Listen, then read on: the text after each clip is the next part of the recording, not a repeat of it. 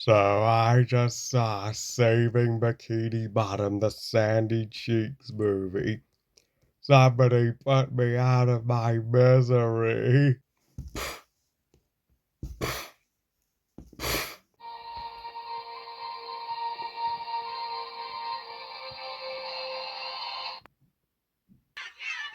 I can't hear you. Oh, who lives in a lab way up in a tree? Come from Texas down to the sea. She can save your town, you bet. Just look for the squirrel with the bone on her head. Seriously, Nickelodeon? This is how you celebrate SpongeBob's 25th anniversary. Hey guys, Harry Thomas here, and uh,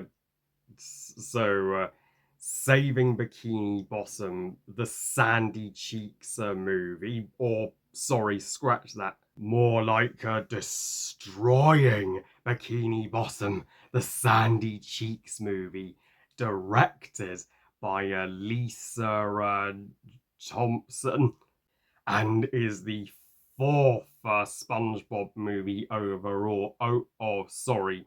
It's wants to be a movie, but it fucking ain't. And was released on Netflix this August on SpongeBob's 25th birthday. For fucking shame. This is Lion King 2019 all over again, folks. Like how that shit was the most awful way to celebrate the Lion King's 25th anniversary. Now SpongeBob has a shitty 25th anniversary. So, Destroying Bikini Bottom, the Sandy Cheeks movie, tells the story. Sorry. There isn't exactly a plot here, because if there was, it wouldn't be an extreme rant now, would it? Of Sandy, she is just singing about how she's a science geek and a Texan living in Bikini Bottom. And everything's jolly until bam, Bikini Bottom is scooped up and brought to a Boots, a science laboratory where Sandy apparently once worked with this fish-obsessed scientist, Tsunami, played by Wanda Sykes. So Sandy and SpongeBob team up to go on this quest to travel to Texas, where Bikini Bottom has been transported to. And meanwhile, Sandy reunites with her circus family. I wanted to like this movie. I wanted Sandy Cheeks, my absolute favourite SpongeBob character, to have the perfect movie that she deserves. This is how I guarantee the pitch meeting for this shit went. For SpongeBob's 25th and Sandy's first ever movie, she deserves the best. Let's just have the movie go back to traditional 2D hand-drawn animation to keep the charm of the show. Let's not have any live action land scenes this time. Let's just have it take place entirely in the ocean. Let's have Sandy's family come and visit Bikini Bottom from Texas, and let's put some legit effort into the songs. Let them be the best songs since, Band Geeks from season 2. And let's have a cowboy-based SpongeBob antagonist, kind of like Dennis from the first movie, but just Sandy's personal foe instead of SpongeBob and Patrick. No, I have a better idea. Let's just make a cheaper straight to Netflix movie, have it be all 3D CGI. Let's have it be 90% on land and live action. Let's have a villain that's the most cliched business corporation ever, and let's make the songs so atrocious you'll be missing songs from Atlantis Square Pantis. Oh, fuck you, Plankton, for corrupting the minds of the executives at Nickelodeon and Paramount. My biggest regret about my top 5 least anticipated movies of 2024 was not putting this pile of shit on the list. As yeah, this movie was even leaked in January, the entire thing before its Netflix release, and you know what? The leaks weren't wrong. Uh, Destroying Bikini Bottom, the Sandy Cheeks movie, turned out to be even worse than I thought, and even worse than Sponge on the Run. It is complete, utter garbage. It is so bad. The first bad SpongeBob movie, technically, because even Sponge on the Run was just meh. This is an all-time low for the SpongeBob franchise. Heck, I would even rather watch the worst episodes of the show, like One Course Meal, A Pal for Gary, Pet Sitter Pat's, Truth or Square, Demolition Doofus, and Stuck in the Ringer, over this crap fest that is bad for children's intelligence. Yeah, the only teensy wincy positive I can say, and I can't hate, is the voice acting. At the very least, the voice actors are Caroline Lawrence, Tom Kenny, and Clancy Brown, and Roger Bumbus, and Bill Fagerbaker. They still care. They're the only ones giving a shit in this shit. But the other 99% of this bullshit sucked. This is honestly as bad and as canon destroying and as disrespectful as Camp Coral. Like Steven Hillenburg, he would have hated this had he seen it. This, like Camp Coral, it destroying Bikini Bottom. It completely ignores and attempts to alter the SpongeBob law. When the fuck was it ever established that Sandy was a flying squirrel? Not once. When was Sandy's family in the circus? Never. When did Sandy ever work with other humans in a science lab? Never ever mentioned. And uh, yeah, and Sandy does storyline should have been far more focused on her family, the Cheeks family, and you know what? We even saw her sister and her nieces in the episode Sandy's Nutty Nieces, which is one of the better modern SpongeBob episodes, in my opinion. This dumpster fire of epic proportions totally changes Sandy's family. We don't see her sister Sam or her nieces whatsoever here. Like, it completely forgets about them. Instead, it's gives her a circus family. Sandy's family don't appear in the damn movie enough. They just come in to rescue her and SpongeBob from a group of rattlesnakes, and then we get a little time with them in the middle act, and then they just come in after the villain is defeated to get Bikini Bottom home, and they don't contribute enough in the climax, and Sandy doesn't get enough heartfelt moments with them. We don't get to know them nearly enough. Screw you, movies. This movie raped me excruciatingly hard as a die-hard SpongeBob fan. It is a spit in the face to the entire SpongeBob fandom, and the and why the fucking hell is it still CGI and 3D animated? Sponge on the Runner didn't need to be CGI, and neither did Destroying Bikini Bottom. There was no excuse to not keep the 2D hand-drawn animation. It would have looked infinity times prettier than this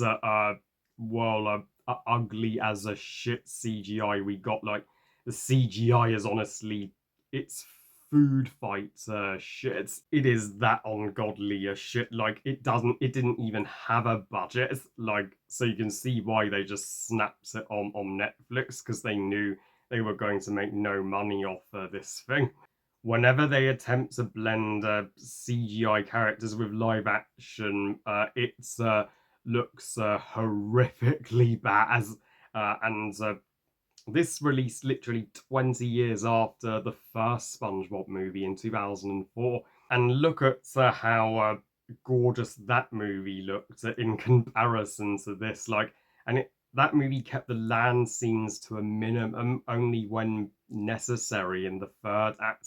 And that helped the first movie feel a little more cinematic than a regular episode, whereas this just feels like a regular extended special of the show. And if you've seen a lot of the modern SpongeBob specials, they've been half-assed. But this is even worse. And uh, yeah, and literally the land scenes are for the most part just stay uh, boring as a fuck science lab and a dry and boring as fuck a Texan desert. The water park was the most appealing location in the live action scenes. Couldn't we have had way more of that? And also, there are. I mean, I get that SpongeBob is not supposed to be logical, but this jumped the shark a major fucking time. These pathetic excuses for screenwriters had peas for brains. Like, how the fuck is SpongeBob able to breathe out of water for that long without his water helmet? And how is Sandy able to survive a rattlesnake bite so easily? That's some pretty weak rattlesnake venom. And how on earth is that tub that transports Bikini Bottom able to go all the way into space? So yeah, Sandy as our main character, she does not get the good script that she deserves. It does her no justice, and also SpongeBob is reduced to a Patrick's role as the comedic side character, he uh, which makes him feel way less important. The other Bikini Bottomites do jack shit, literally. Mrs. Puff, poor Mrs. Puff, when is she going to be a major character already? Stop fucking sidelining her movies. Squidward and Mr. Krabs and even Gary do disappointingly little, and Plankton and Karen do so little of significance you barely remember they're in the movie. The two henchmen or goons, the humans, well, not only were their actors giving bland, emotionless performances and unfunny performances, but you already know how their character arc's gonna go. They're gonna be on the villain side, then they're gonna side with Sandy and join the Bikini Bottomites, blah blah blah. And that's exactly what fucking happens. And though the dog was a cutie pie, that was extremely cute to see. I mean, of course, Dogpool from Deadpool and Wolverine is still the best movie dog of 2024, but this dog deserved a 100% better movie to star in. But the Tsunami, our main antagonist, holy shit. She has to be the worst, most abysmal SpongeBob antagonist areas. I mean, despite Wanda Sykes's attempts to make her funny, she isn't one bit. And and her backstory is extremely cheap. They just literally put Wanda Sykes's head on a kid child actress. Why would you do that? Why not just to show the child actress's face so that we are convinced it's a younger Tsunami? And also the name Tsunami. Oh, give me a fucking break. Who the hell names their child Tsunami? But her backstory and motivation is shit. All she wants to do is cuddle fish. Ah. Ah. Why? So because she can't grow up and realize you can't take fish out of water, and you can't exactly cuddle them. You'd think she would have matured as an adult, but no, she just stays a petty child, and turns out piranhas devoured her body, so now she has a robot body with her human head being the only human thing left of her.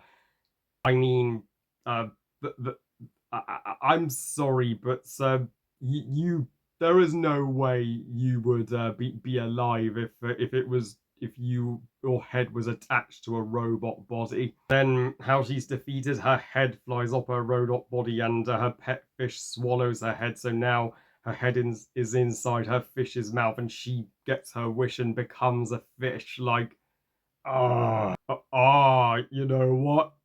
My leg. Yes, I literally felt like all the fish who broke their leg and screamed, "My leg!" Throughout the SpongeBob show when I saw tsunami scenes. Also, they kill the classic "my leg" joke when they have the guy say, "My leg again."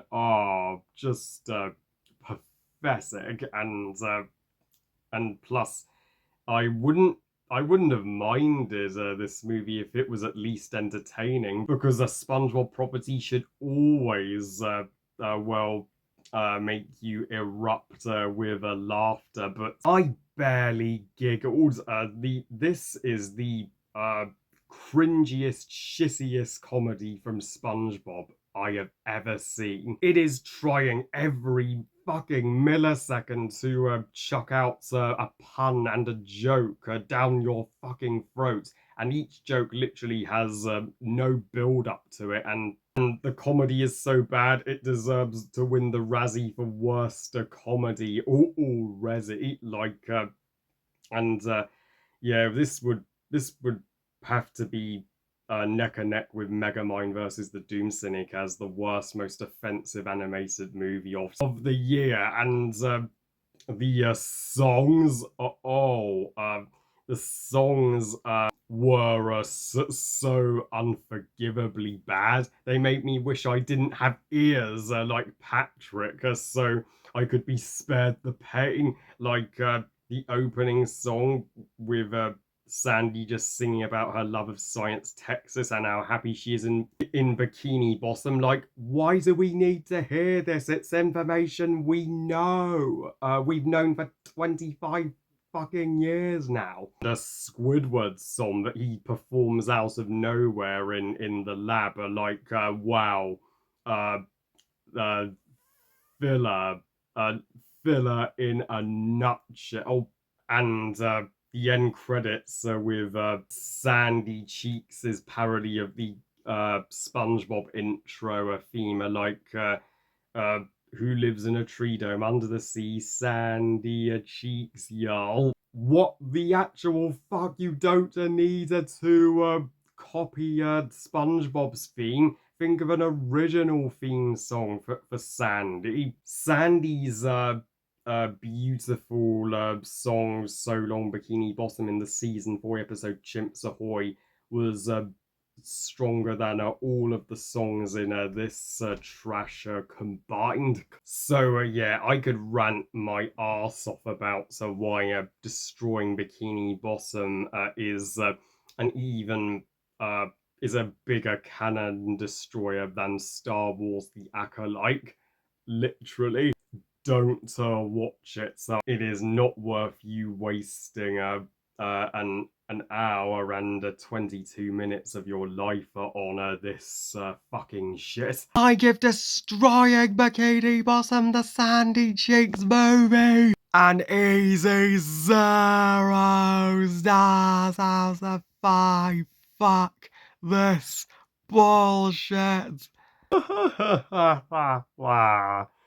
The SpongeBob, oh boy. Oh, there's still a chance that's SpongeBob movie 5 will at least be more fun and more acceptable than this. Oh. Ooh! Well, I love you guys. Thank you for watching. I hope you guys enjoyed this extreme rant. And what are your thoughts on Saving Bikini Bottom, the Sandy Cheeks movie? And I'm sure every single one of you is going to hate it as much as I do. Please comment and let me know. Please like, share, and subscribe. Please follow on Twitter and Instagram. And I'll see you next time when I review Star Wars The Acolytes. And this August, my most anticipated movies from here on would be Borderlands and It Ends With Us. Tied. It Ends With Us, particularly for Blake Lively. But I'm not that fussed about Trap, the M. Night Shyamalan movie. And I'll see you all next time. And remember, movies are us. Bye, guys.